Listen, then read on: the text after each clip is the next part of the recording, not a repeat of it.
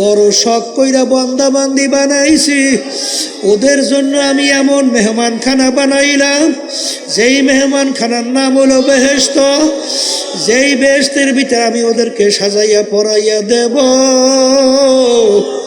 আর আমার এই কুদরাতি কলিজারা ঠান্ডা হইয়া যাবে। কিন্তু ওরা আমার হুকুমের, ওদেরকে আমি বলছিলাম মুসলমান না হইয়া কেউ মরিস না। ওরা তো মুসলমান না হইয়া মৌতের বিছানায় পেট খানা বাসাইছে। এ আজরাইল, আরে ওকে জাহান্নাম না দেখাইয়া মৌত করিও না। এ আল্লাহর বান্দারা শোনো, এ পর্দা আলে মা বোনেরা শুনে রাখো, আজরাইল সালাতু ওয়াস সালাম আসবে, তার মাথা আসমানে, পাও তার জমিনে। এক হাত মাশরিকে এক হাত মাগরিবে, দুনিয়া জোড়া তার শরীর। শরীরের ভিতরে লম্বা লম্বা কালো কালো কতগুলা পশম, নীল রঙের মতো দিঘির মতো দুইটা চক্ষু। বাজান, ওই কালো কালো লম্বা পশমের গোড়া দিয়ে আগুনের জিব্বা বাইরাইতে থাকবে। আরে ওদিকে দুনিয়ার জোড়া শরীর, ওদিকে নীল রঙের মতো দিঘির মতো চক্ষু দিয়া যখন তাকাইবে, নাফরমানের রূহ তো তার বের হইতে চাবে না। 360টা মাকামের ভিতরে পালাপালি করবে। আজরাইল সালাতু ওয়াস সালাম বলবো, রে খবিস, আহারে আজীবনে হারে দুনিয়ার ভিতরে স্বাধীনতা পাইয়া, আহারে আল্লাহ আল্লাহ। আল্লাহ রাব্বুল আলামিন কোরআন কারীমের বলছেন, দুনিয়া এবং এই দুনিয়ার ভিতরে চাকচিক্যময়, তোমাদের কাছে এইভাবে উপস্থাপন করে শয়তান। করার পরে তোমাদের দেল মন ওদিকে ঝোঁকে, ঝোঁকার পরে ওদিকে তোমরা ঝুঁকে পড়ো। এই শয়তান তোমাদের প্রকাশ্যে জাহের বাহের শত্রু। এই শত্রু থেকে বাঁচা লাগবে। এই বাঁচার জন্য আল্লাহর জিকির বেশি বেশি করা লাগবে। কার জিকির? জোরে বলেন।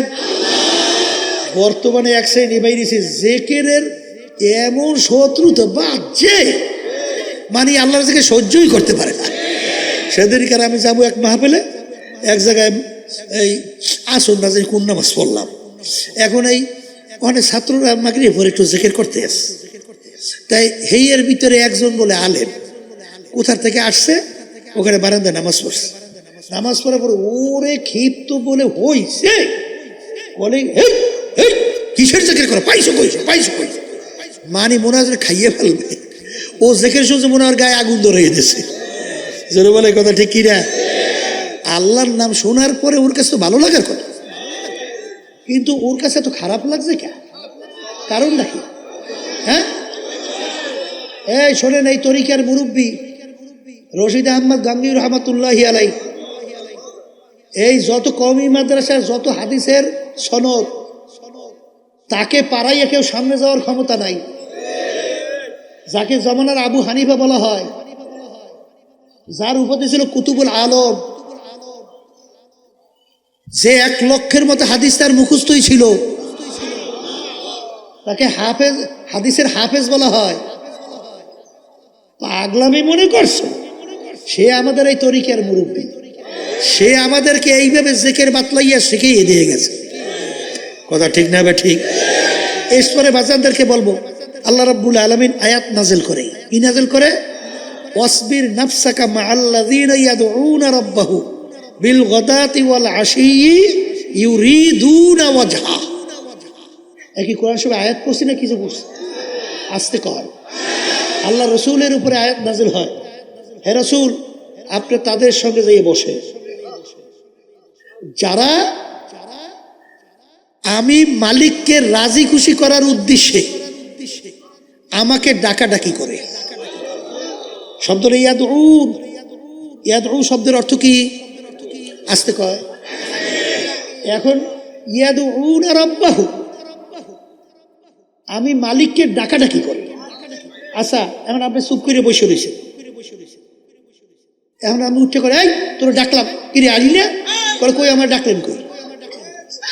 ডাক দিতে হলে শব্দ হওয়া লাগবে। আস্তে কয়।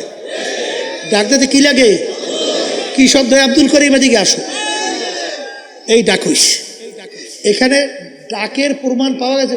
একটু শব্দের প্রমাণ পাওয়া গেছে যে একটু শব্দ করে আল্লাহর জিকির করা আমাকে ডাকাডাকি করে, আমাকে ডাকাডাকি করে।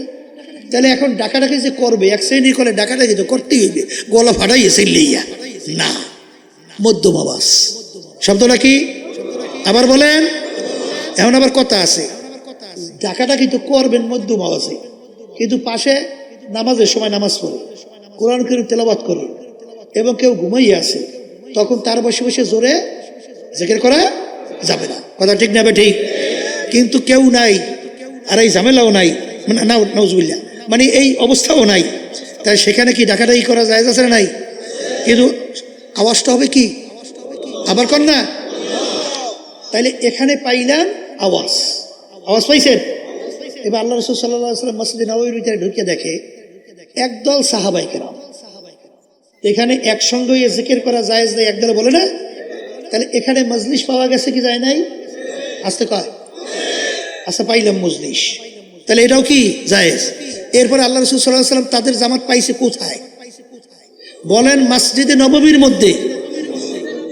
তাহলে এখানে মসজিদও পাইছে, জামাতও পাইছে, শব্দওয়ালা জিকিরও পাইছে। এখন এই আয়াতের অর্থ কি করবা? কি জোরে বলে কথা ঠিক না বেটে? আল্লাহ রাসূল সাল্লাল্লাহু আলাইহি ওয়াসাল্লাম তাদের সঙ্গে বসলেন, বইসা শুকরিয়া আদায় করেন। আল্লাহর হাবিব বলেন, মালিক আপনি আমার উম্মতদের ভিতরে এরকম একটা জামাত রাখছেন যাদের সঙ্গে আপনি আমাকে বসার জন্য হুকুম করছেন।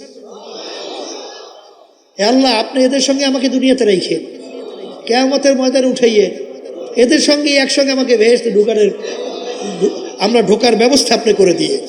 কি জোরে বলেন কথা ঠিক না ঠিক? তাহলে এখানে আল্লাহ রাসূল সাল্লাল্লাহু আলাইহি ওয়াসাল্লাম তাদের জন্য দোয়া করছে। আর এক শ্রেণী বর্তমানে যে কেন এত ফতুয়া শুরু হয়েছে, এর কোনো শেষ নাই। ওদিকে বিপরীতে মহিলাকে পাশে নিয়ে আছে, চা নাস্তা করে, হে ব্যাপারে ফতুয়া নাই। এই পরে প্রচলিত গণতন্ত্র যা যাই না শুই না বুঝা মানলে তার ঈমান থাকবে না, সে ব্যাপারে খবর নাই। এখন বাজছে কি? শয়তান দূর করতে হবে। আল্লাহ রাসূল বলছেন, আর শয়তানু জাসিমিন আলা কলবি বানি আদম ফাইদা যাকারাল্লাহু খালাসা ওয়া ইযা গাফালা ওয়াসওয়াসা। প্রত্যেকটা বনি আদমের কলবের ভিতরে শয়তান মজবুত হয়ে বসে। কি বসে করে? কি ওয়াসওয়াসা দেয়, বনি আদমকে গুনার ভিতরে লিপ্ত করায়। আমি বলছি না, আল্লাহ রাসূল সাল্লাল্লাহু আলাইহি ওয়াসাল্লাম বলছেন। আল্লাহ রাসূল সাল্লাল্লাহু আলাইহি ওয়াসাল্লাম বলছেন প্রত্যেকটা বনি আদমের কলবের মধ্যে শয়তান বসে ওয়াসওয়াসা দেয়, এভাবে গুনার ভিতরে লিপ্ত করায়। তাই এই শয়তান তোমার গুলিতে যাবে না, মারামারিতে যাবে না, পিটাপিটিতে যাবে না। যেই আমার হে উম্মতেরা আল্লাহর বান্দাবান্দিরা আল্লাহর জিকির করবে তাদের কলবে শয়তান থাকতে পারবে না। আমি বলছি, হ্যাঁ? তাইলে বোঝা গেল এই আল্লাহর জিকিরের মাধ্যমে শয়তান কি হয়? আবার জোরে কর, দূর হয়। তাহলে শয়তান দূর করলাম, আলহামদুলিল্লাহ। এই এরপরে আরেকটা শয়তান কি কইছিলাম? মানুষ শয়তান। কোন মুখ খুললে বলেন? আমি বলছি না, আল্লাহ বলছে? আল্লাহ বলছে। এখন মানুষ শয়তান দূর করবেন কেমনে? ও তো নামাজে যায় না, ও তো জিকিরে যায় না, ও তো কোরআন করে তেলাওয়াতে যায় না। কারণ মানুষ শয়তান আপনার স্ত্রী হইতে পারে, আপনার মেয়েও হইতে পারে, আপনার ছেলেও হইতে পারে, আপনার স্বামীও হইতে পারে, আপনার আত্মীয় স্বজন হইতে পারে, আপনার দলের নেতা নেত্রীরাও হতে পারে। এক কথায় মানুষ শয়তান বুঝবেন কেমনে? এক কথায় মুখস্থ রেখেন, যে আপনাকে গুনার ব্যাপারে উদ্বুদ্ধ করে। বলেন, যে আপনাকে গুনার ব্যাপারে উদ্বুদ্ধ করে, সে যে হোক সেই মানুষ শয়তান। কথা ঠিক না ঠিক? এই অনেকে মনে করেন আমার ছেলে, আমার মেয়ে, আমার অমুক, আমার দল, আমার নেতা নেত্রী। কিন্তু ভালো করে জানিয়ে রাখা লাগবে, ওই নূহ আলাইহিস সালাম তার ছেলে কেনান ছিল কাফের, কিন্তু যখন পানিতে ডুবাইয়ে ফেলায় তখন কিন্তু নূহ আলাইহিস সালাম বলছিলেন, মালিক আপনি তো বলছেন আপনি আমার আহালকে ধ্বংস করবেন না, কিন্তু আল্লাহ কি বলছিলেন? ও নূহ লাইসা মিন আহলি, কেনান তোমার সন্তান হতে পারে কিন্তু তোমার আহাল না। আল্লাহ রাব্বুল আলামিন আপনাকে আমাকে হুকুম করছেন, সাদিকিন বান্দাদের সঙ্গী হও। কিসের সঙ্গী হও? জোরে কান। এখন শয়তান এবং মানুষ শয়তান, আলহামদুলিল্লাহ তার থেকে বাঁচার জন্য চেষ্টা করতেছি, ঠিক না? আর একটা শত্রু বলছিলাম নফসে আম্মারা, কথা ঠিক না ঠিক? এই নফসে আম্মারা থেকে বাঁচার জন্য জিহাদ করা লাগবে। মুখ খুলে বলেন কি করা লাগবে? জিহাদ ছাড়া কিন্তু নফসে আম্মারার ধোঁকা থেকে বাঁচতে পারবেন না। কারণ আল্লাহ রাসূল সাল্লাল্লাহু আলাইহি ওয়াসাল্লাম বলছেন, একই তো সব হাদিসের কথা আল্লাহর হাবিব বলছেন, সেটি শুনেইতে আছে। যদি গুনার থেকে বাঁচতে চান আর পূর্ণ দিনের ভিতরে ঢুকে আমল করতে চান, এই কাজগুলো করা লাগবে। জোরে বলে কথা ঠিক কিনা? আল্লাহ রাসূল সাল্লাল্লাহু আলাইহি ওয়াসাল্লাম কি বলছেন? হ্যাঁ, কোনটা বলছিলাম? জিহাদ। রজানা মিন জিহাদিল আসগরি ইলা জিহাদিল আকবার। হে আমার সাহাবারা, ছোট যুদ্ধের থেকে বড় যুদ্ধের দিকে রওনা করলাম। সাহাবায়ে কেরাম বলেন, আল্লাহ রাসূল সাল্লাল্লাহু আলাইহি ওয়াসাল্লাম, এর চেয়ে বড় যুদ্ধ কোনটা? আল্লাহর হাবিব বলছিলেন, নফসের সঙ্গে জিহাদ করা এর চেয়ে বড় যুদ্ধ। তাহলে নফসের সঙ্গে জিহাদ করা লাগবে। গুনার দিকে মন উদ্বুদ্ধ হয়, তখন জিহাদ করতে হবে। আল্লাহ বেজার, জাহান্নামের আগুন, আযাব ও গজব করা যাবে না, ফিরে গেলাম। যখনই আপনি ফিরবেন তখনই আপনাদের ব্যাপারে আল্লাহ রাব্বুল আলামিন বেশারাত, অর্থাৎ আপনার কি দিয়েছেন? সুসংবাদ। কি সুসংবাদ? ওয়ানাহান নাফসা আনিল হাওয়া ফা ইন্নাল জান্নাতা হিয়াল মাওয়া।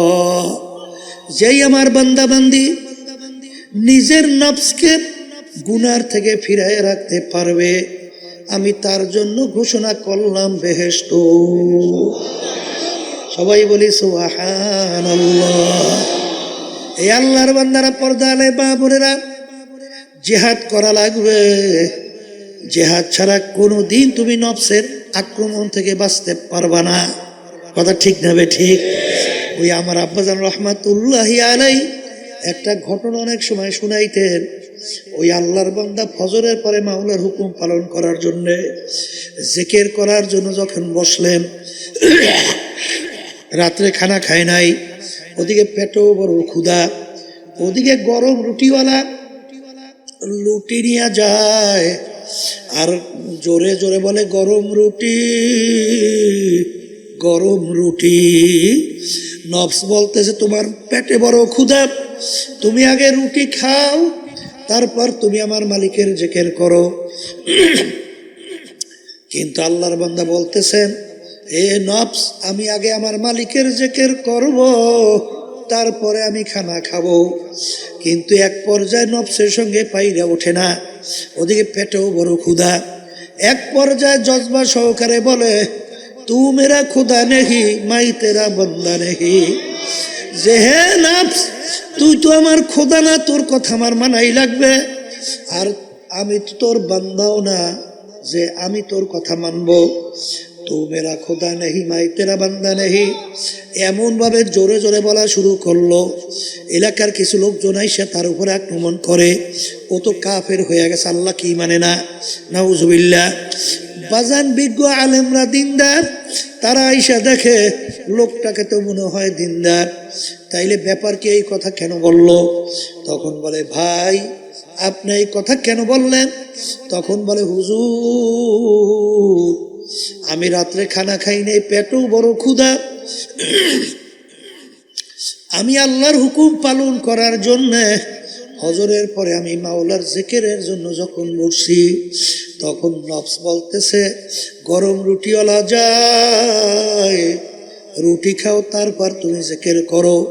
কিন্তু আমি বলে, ওলে নফস, আগে আমি আমার মাওলার জিকির করব, তারপরে আমি রুটি খাবো। কিন্তু ওর সঙ্গে পাইরা উঠি না।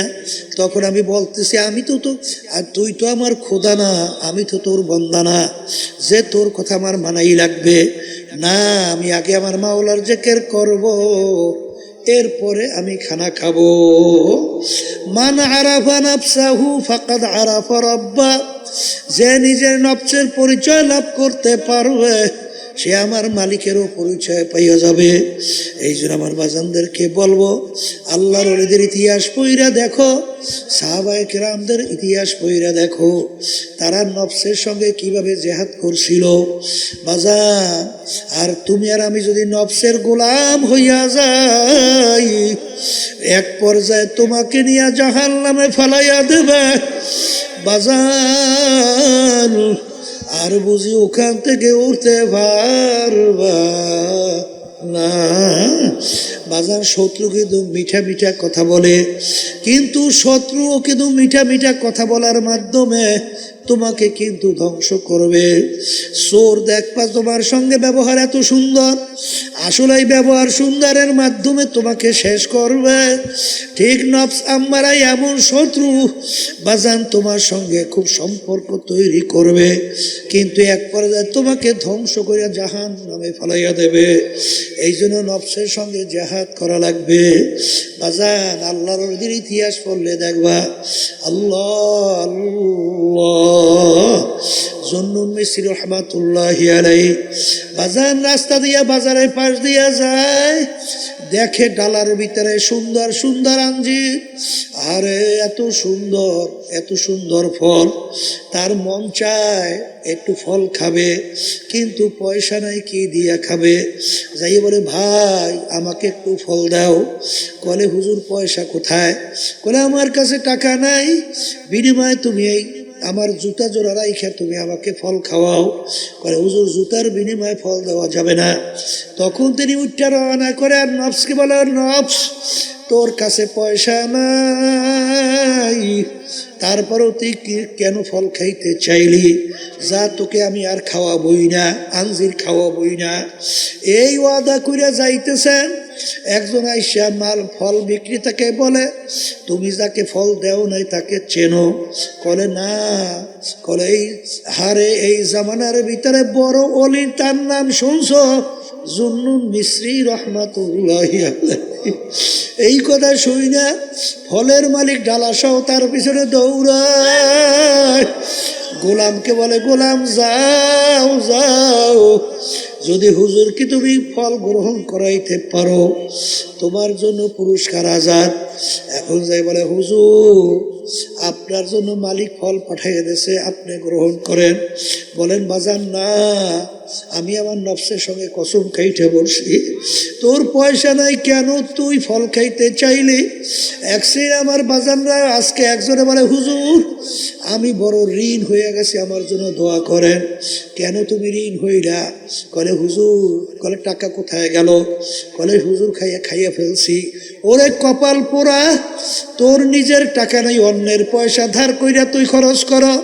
তুই কিসের দিনের বুঝ তোর ভিতরে দিল? কি দিনের বুঝ তুই বুঝলি? তোর ভিতরে এত কেন লোভ? আল্লাহু আল্লাহ। এই জন্য কিতাবের ভিতরে আসছে বাজান আখিরাতের ব্যাপারে তাকানো লাগবে আল্লাহু আকবার নিচের উপরের দিকে, আর দুনিয়ার ব্যাপারে তাকানো লাগবে নিচের দিকে। এক শ্রেণী আমার রিক্সাওয়ালা বাজানরা, বাজান রাস্তা রিক্সা চালায়, ঢাকার ভিতরে দেখে অনেকে 10 তলা 5 তলা বিল্ডিং, তার কোনো শান শওকতের অভাব নাই। সে তো আফসুস করে আর বলে, আফসুস এরকম একটা 10 তলা বিল্ডিং তো আমার হইল না, আমি তো রিক্সাওয়ালা রিক্সা চালাই, মাথার ঘাম পায়ে পড়ে। আরে এই আফসোসের মাধ্যমে তোমার 5 তলা বিল্ডিং কিন্তু হবে না, কিন্তু বরঞ্চ তোমার অন্তরে কষ্ট লাগতে থাকবে। কথা ঠিক না বে ঠিক?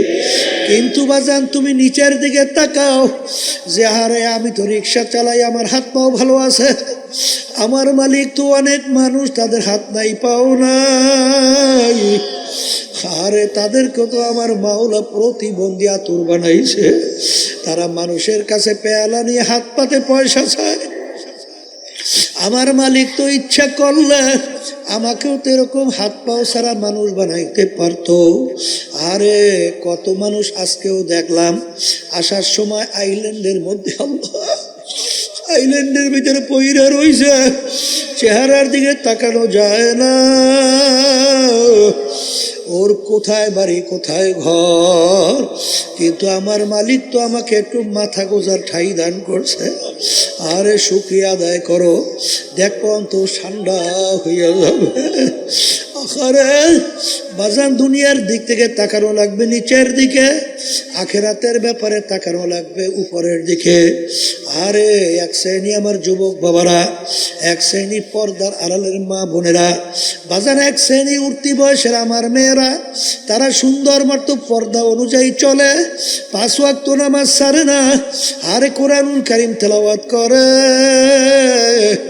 আল্লাহর ওলিদের কিতাব পড়াশোনা করে, মালিকের সঙ্গে বৈশাখ জিকির 2 বেলা করে।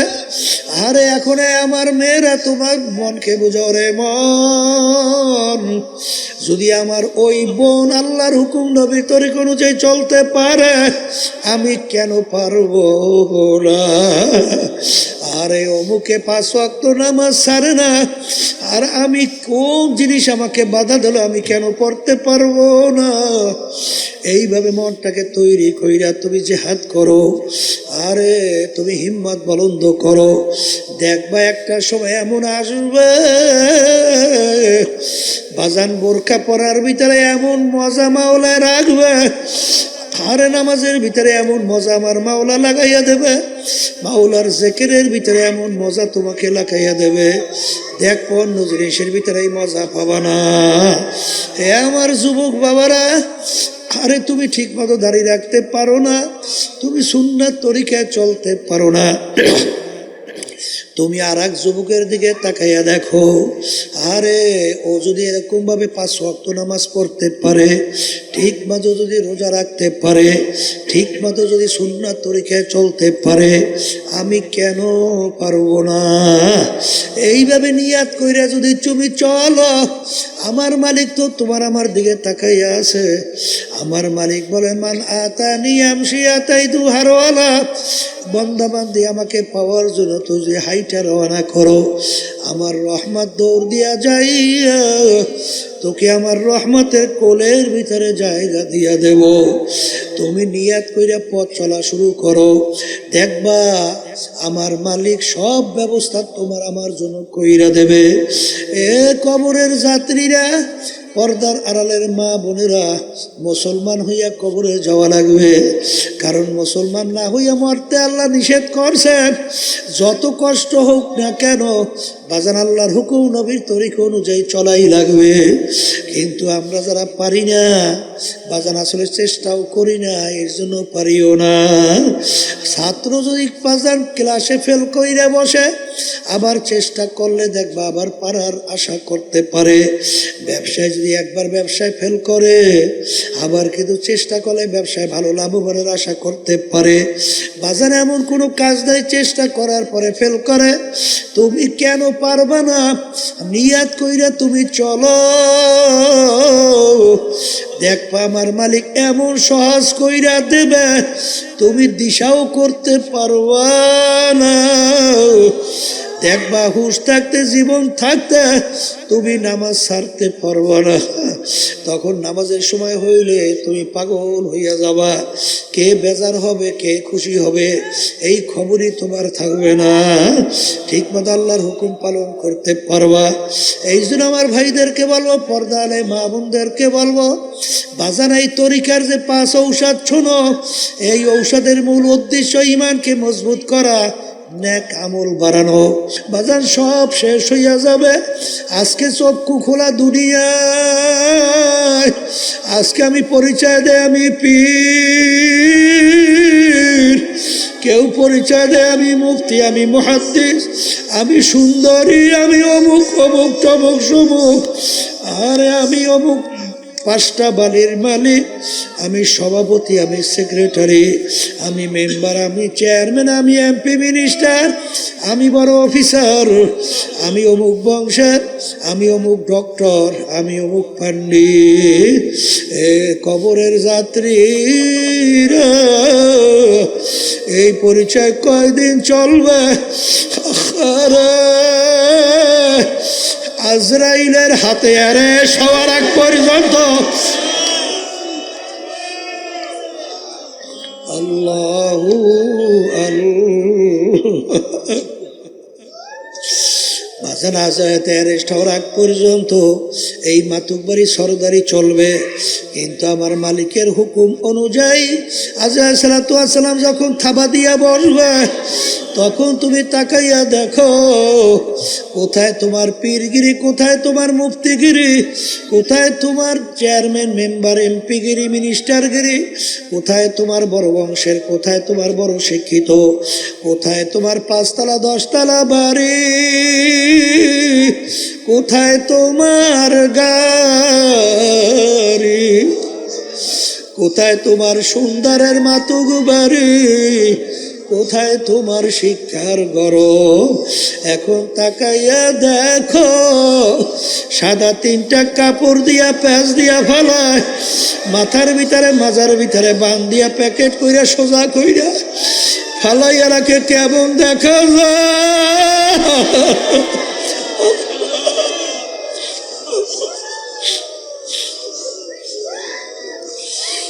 আল্লাহ আল্লাহ। এখন তাকাইয়া দেখো, এখন তাকাইয়া দেখো একটা মশাও তোমাকে ভয় পায় না। আরে আমার দাদাজান রহমাতুল্লাহি আলাই তার কথা শুনছিলাম। হে ব্যারিস্টার, হে ডিসি, হে কালেক্টর, হে মেম্বার, হে চেয়ারম্যান, হে এমপি, হে মিনিস্টার, আরে তোমাদেরকে একটা কথা জিজ্ঞাসা করি, আজকে তোমাদের বন্দুক নিয়ে পাহারা দেয়, আজকে তোমাদের কত ক্ষমতা, তোমাদেরকে আর দেখলে স্যালুট দেয়, বিভিন্ন তোমাদেরকে সম্মান করে। হে কালেক্টর, হে ডিসি, এমপি, মিনিস্টার, যদি তোমাদেরকে বন্দুক নিয়ে পাহারা দেয়, তোমাদেরকে স্যালুট দেয়, তোমাদেরকে জিজ্ঞাসা করি, তোমাদের কি ছোট একটা মশায় কি ভয় করে নাকি? করে না হুজুর, আমাদের কোন মশায় ভয় করে না। হে কালেক্টর, হে জমিদার, হে হারে ধনী, হে টাকার মালিক, ক্ষমতার মালিক, আজকে সাধারণ দুনিয়া একটা মশায় তোমাকে ভয় করে না। আর যদি তুমি মুসলমান না হইয়া, বেনমাজি হইয়া, তুমি যদি আল্লাহর হুকুমের বিরুদ্ধাচারণ কইরা, আল্লাহর হাবিবের তরিকার বিরুদ্ধাচারণ কইরা তুমি যদি কবরে যাও, ওই কবরে 99 সাপ, ওই কবরে 99 সাপ তোমাকে ভয় করবে। এরকম গ্যারান্টি তোমার কাছে কি আছে? এ কালেক্টর, সোজা হইয়া কবরে যাও, ওই কবরে কিন্তু বন্দুক নাই, পাহারাদারও নাই, কেউ নাই, ওই সাপে কিন্তু তোমাকে ভয় করবে। হে দুনিয়াদার পাগল আমার বাবারা, হে পর্দার আড়ালের মা বোনেরা, একটু মাঝে মাঝে চিন্তা করো, এরপর কবরে রওনা করো। হে দুনিয়াদার পাগল আমার বাবারা, হে পর্দার আড়ালের মা বোনেরা, যদি মুসলমান না হইয়া যদি মৌতের বিছানায় পেটখানা ভাসাও, এখন তাকাইয়া দেখো আছে ডাক্তার কবিরাজ আসে তোমাকে চিকিৎসার জন্যে, স্যালাইন ঢুকায়, ইনজেকশন পুশ করে, কিন্তু যত চেষ্টা করুক না কেন তোমাকে কিন্তু রাখতে পারবে না। ওদিকে মাওলার হুকুম অনুযায়ী আজরাইল সালাতু ওয়াস সালাম হাজির হইয়া যাবে। বাজার না ফারমান হইয়া যদি মাওলার হুকুম না মাইনা, আল্লাহর হাবিবের তরিকা অনুযায়ী না চইলা যদি তুমি মৌতের বিছানায় পায়খানা বাসাইয়া দাও, আর আমার মালিক বলবে আজরাইল বড় শখ কইরা বান্দাবান্দি বানাইছি, ওদের জন্য আমি এমন মেহমানখানা বানাইলাম, যেই মেহমানখানার নাম হলো বেহেশত, যেই বেহেশতের ভিতরে আমি ওদেরকে সাজাইয়া পরাইয়া দেব। আর আমার এই কুদরাতি কলিজারা ঠান্ডা হইয়া যাবে। কিন্তু ওরা আমার হুকুমের, ওদেরকে আমি বলছিলাম মুসলমান না হইয়া কেউ মরিস না, ওরা তো মুসলমান না হইয়া মৌতের বিছানায় পেটখানা বাসাইছে।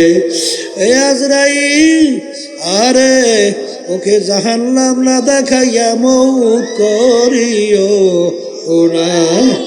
এ আল্লাহর বান্দারা শোনো, এ পর্দা আলে মা বোনেরা শুনে রাখো, আজরাইল সালাতু ওয়াস সালাম আসবে, তার মাথা আসমানে, পাও তার জমিনে, এক হাত মাশরিকে এক হাত মাগরিবে, দুনিয়া জোড়া তার শরীর।